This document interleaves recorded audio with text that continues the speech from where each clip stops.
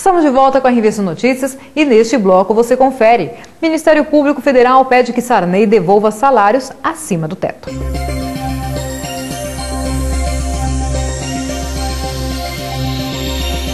O Ministério Público Federal entrou com uma ação na Justiça em que cobra do presidente do Senado, José Sarney, a devolução dos recursos salariais que recebeu acima do teto constitucional nos últimos 5 anos. Além da remuneração como senador, Sarney recebe 2 aposentadorias, como ex-governador do Maranhão e ex-servidor do Tribunal de Justiça do Estado. A Constituição determina que nenhum servidor público pode ganhar mais de R$ 26.700, que é o salário de um ministro do Supremo Tribunal Federal. Porém, os vencimentos de Sarney chegariam a cerca de 52 mil. Na ação, o Ministério afirma que o senador e o governo do Maranhão se recusaram a informar os valores recebidos mensalmente, mas foram admitidos beneficiados acima do teto constitucional. A pasta estima em R$ 1.400.000 os valores a serem ressarcidos, embora ressalte que esse número ainda será discutido durante o processo. E acompanhe mais notícias políticas com João Carlos. Ok, hora de falar de política no RVC Notícias. Tucanos do Vale do Paraíba participaram nesta tarde da solenidade de despedida do governador José Serra, que deixa o cargo sexta-feira para disputar a presidência da República pelo PSDB.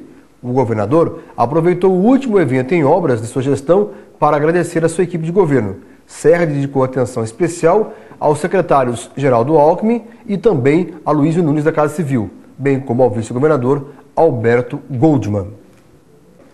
E a Procuradoria Regional Eleitoral em São Paulo manteve parecer que recomenda a cassação do prefeito de São Paulo, Gilberto Kassab, do DEM, e da vice Alda Marco Antônio, do PMDB. Sabe por quê? Por captação ilícita de recursos na campanha de 2008.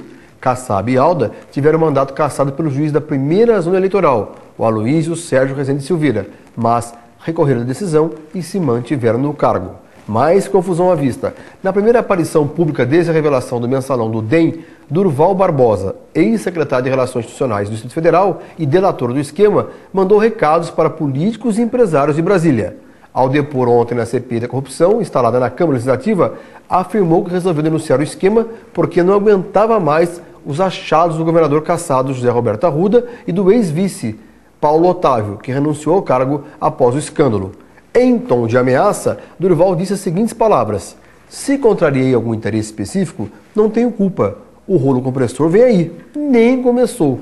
Quem tiver sua culpa que assuma, pois muita coisa vai acontecer", falou aí então com um tom irônico. São informações políticas para você ligado aqui no RVC Notícias.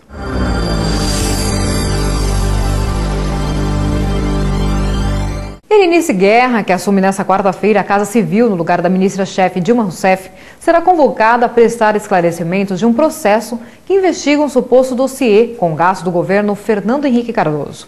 Berenice, como secretária executiva da pasta, mandou confeccionar o documento que reúne informações sigilosas sobre gastos do casal FHC e Ruth Cardoso com cartões corporativos. Ela nega que se trate de um dossiê e diz que é um banco de dados. Dilma deixa a Casa Civil para concorrer à presidência da República.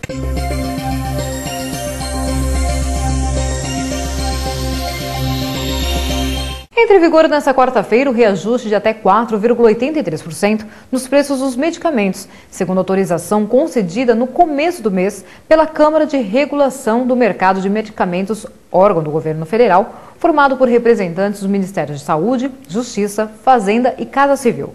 A categoria com menor participação de remédios genéricos só pode ter os preços aumentados em até 4,45%. A autorização para o reajuste leva em consideração 3 faixas de medicamento.